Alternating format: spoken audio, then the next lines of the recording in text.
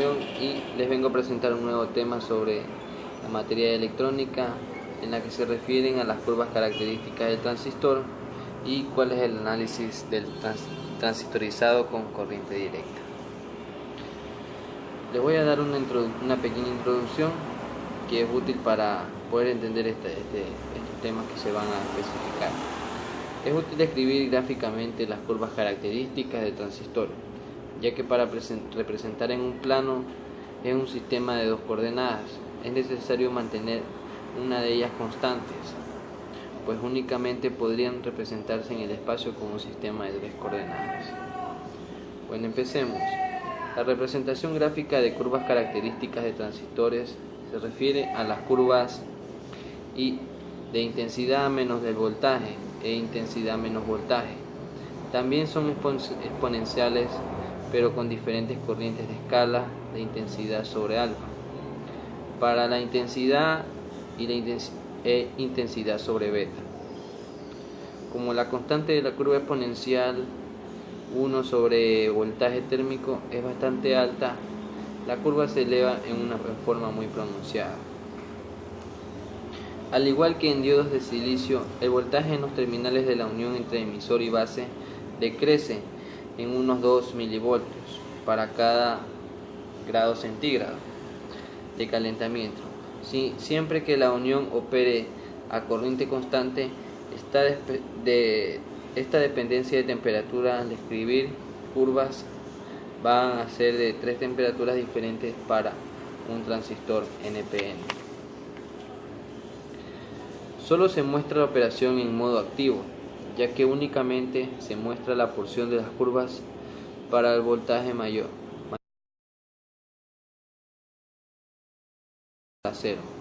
Como se puede ver, las curvas son rectas horizontales, lo cual corrobora el hecho de que el colector se comporta como una fuente de corriente constante. En este caso, el valor de la corriente del colector está controlada por la corriente del emisor, y el transistor puede ser considerado como fuente de corriente controlada por corriente. Dependencia del voltaje del colector, o podemos decir el efecto Early.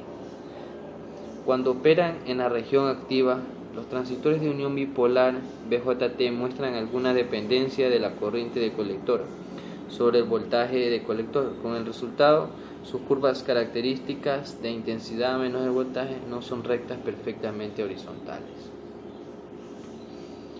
El transistor está conectado a la configuración de emisor común y su voltaje se puede fijar en cualquier valor deseado al ajustar la fuente de corriente directa conectada entre base y emisor. A cada valor de voltaje, la correspondiente curva característica de intensidad menos el voltaje se puede medir punto por punto al hacer variar la fuente de corriente directa conectada entre colector y emisor y medir la corriente de colector correspondiente. Terminamos con lo que es el análisis de circuitos transitorizados con corriente directa, y es que el transistor posee una resistencia entre el colector y el emisor. Varía en función de la intensidad que sale y aplica a su base. Por esta resistencia variable circula una corriente de intensidad relativamente grande que provoca la misma una potencia calorífica o calentamiento debido al efecto Joule. Influencia de la temperatura ambiente en la potencia máxima. La potencia máxima de un transistor que puede disipar un transistor en forma de calor depende de la temperatura máxima permitida en la unión del colector.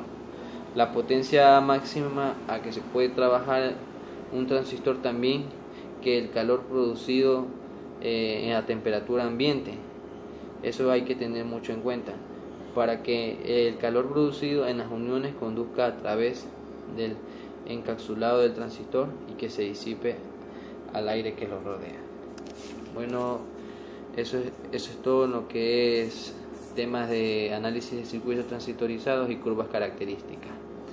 Todas las semanas seguiré subiendo un video y espero que les sirva de mucho este pequeño tutorial acerca de la materia en base a electrónica. Muchas gracias y adiós.